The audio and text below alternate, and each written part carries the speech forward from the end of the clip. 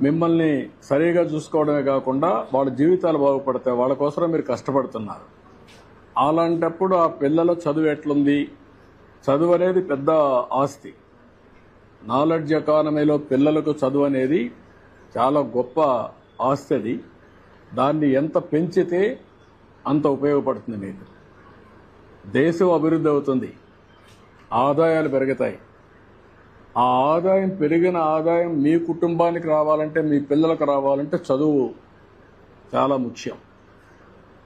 అందుకనే ఈరోజు లోకేష్ గారి ఆధ్వర్యంలో ఫస్ట్ టైం దేశంలోనే మెగా పెద్ద ఎత్తున తల్లిదండ్రుల సమావేశం పెట్టాడు.